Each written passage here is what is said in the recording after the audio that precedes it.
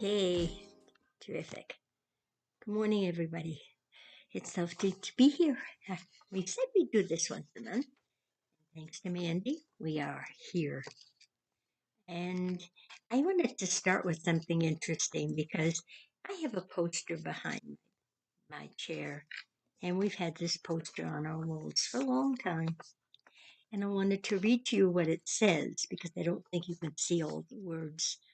It says, thousands of candles can be lit from a single candle, and the life of the candle will not be shortened. Happiness never decreases by being shared.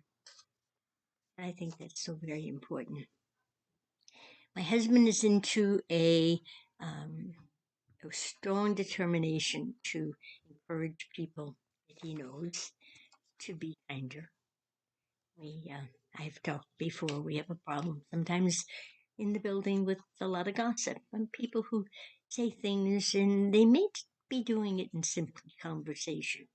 They're painful words and unnecessary and definitely not something we want to do. So we like to encourage people to say kind things and go out of their way to say kind things. And I've done some talks on be kind and the things you can.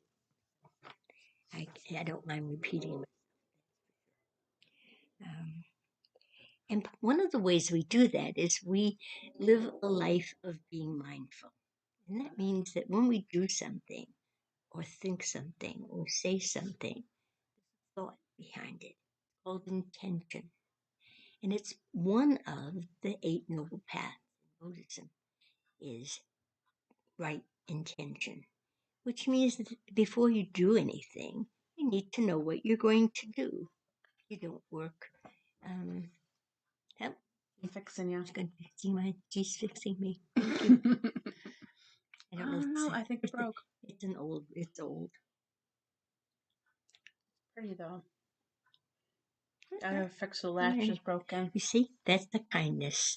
She did a kindness, and that wasn't difficult to do with it. But it took her intention to make it better, to make It's like something we set it up or something.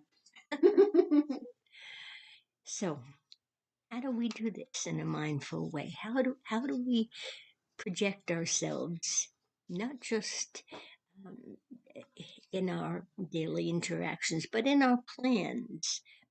I intend to keep going through my clothes and getting rid of the things that I don't wear so that somebody else can get a benefit from them. That's the right intention. But I have to follow through, which means I have to do a right action. And a right action is another one of the Eightfold to enlightenment.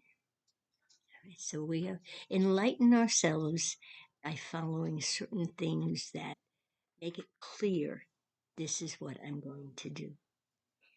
So I am mindful that today was my day with Mandy so that I could reach out to you and say, I'm so glad that you're here and you're listening.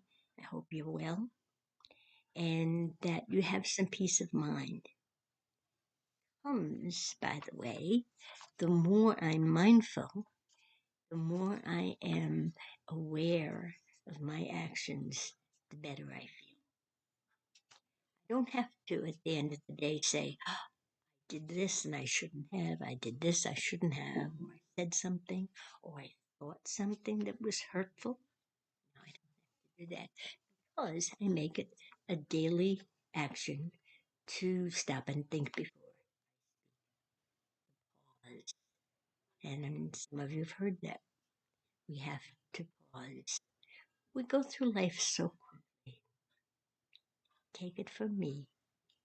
It goes very fast. And you look back so often and with regrets. Oh, if only I had done this.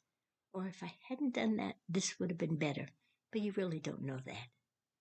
So that's kind of a waste of time, isn't it? Because you can't change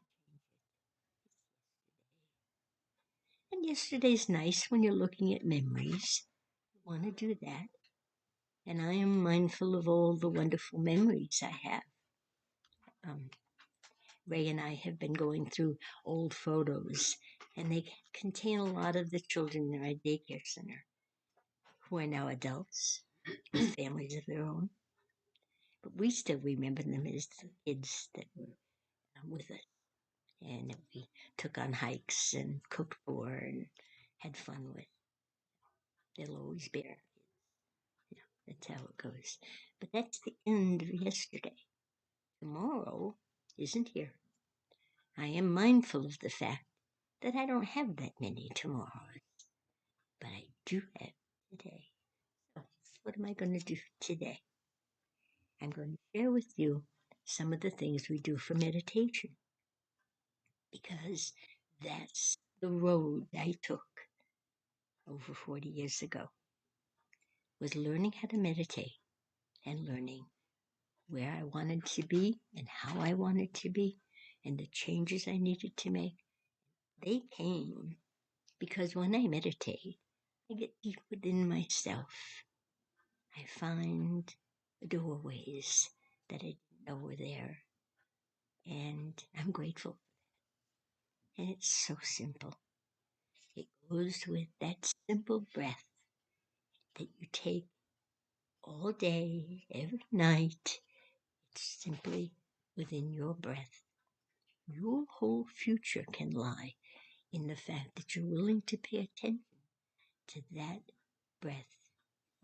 You breathe in, and you breathe in slowly or quickly. It doesn't matter. You don't count the speed or how often. You simply do it, just like you always do. And as you do it, you feel yourself breathing in hope, breathing in joy, breathing in that pause.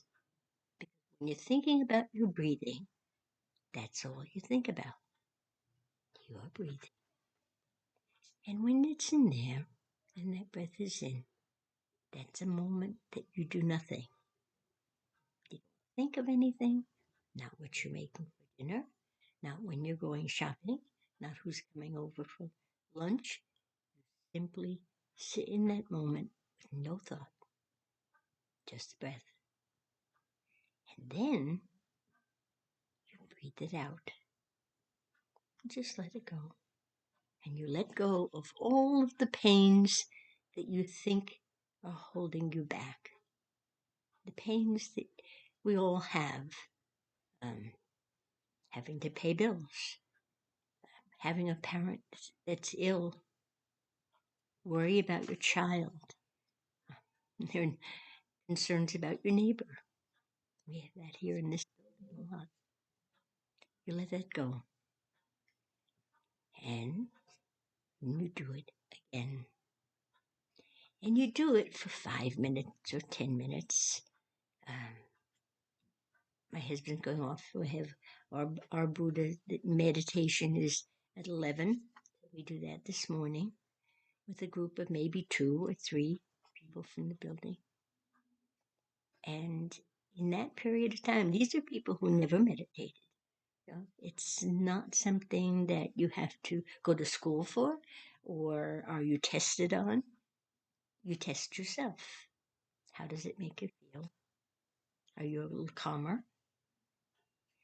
Do you recognize what it feels like to pay attention to something so minute and so much a part of your life that you stop and recognize it?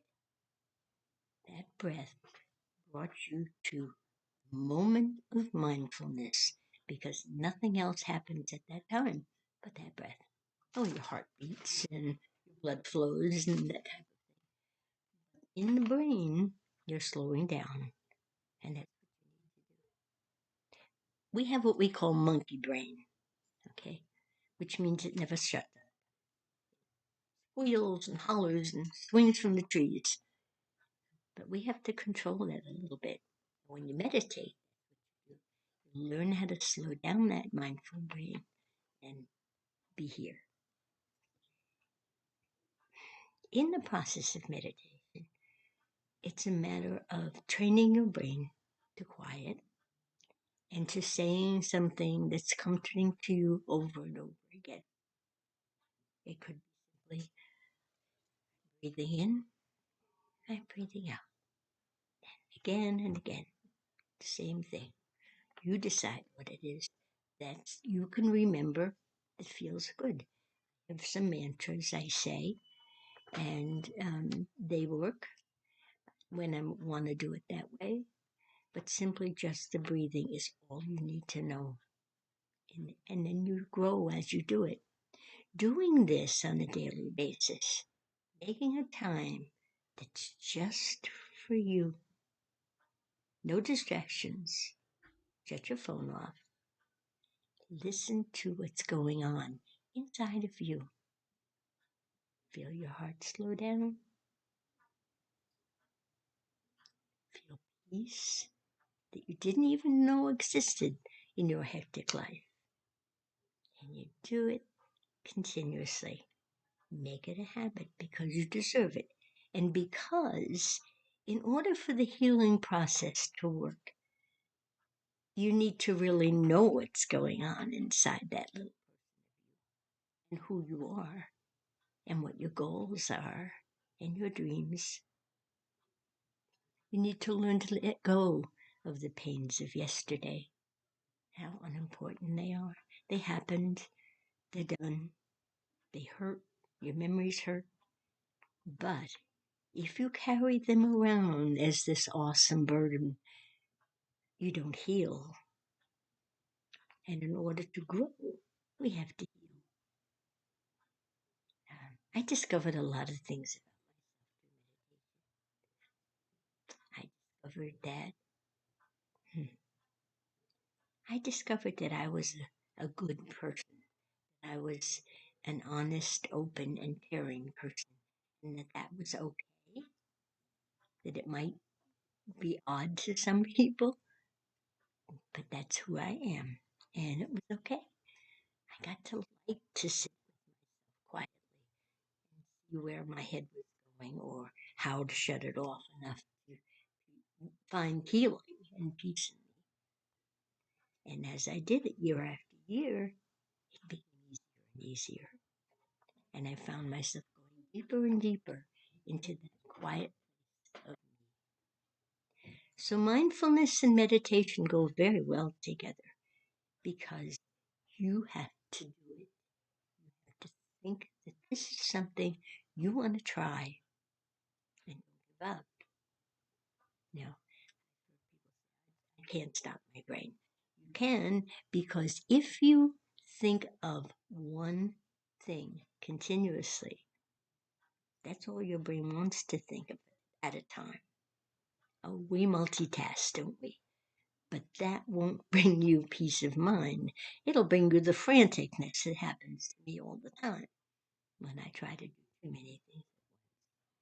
So this is a way of bringing you into today, into this moment, and it makes you feel like you've accomplished something. Because only you can do this. Nobody else can do it for you.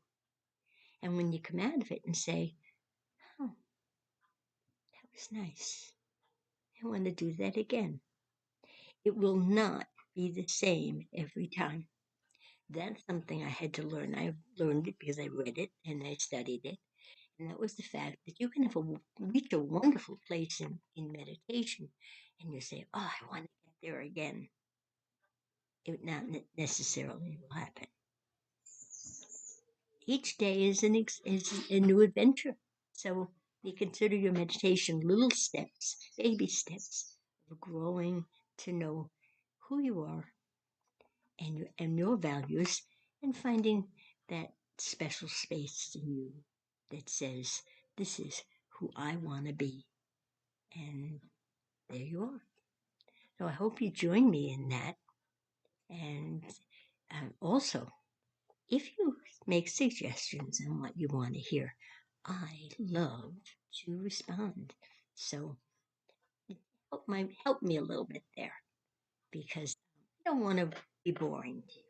I want you to hear something maybe that you don't know or something you want to know more of. All right? Thank you.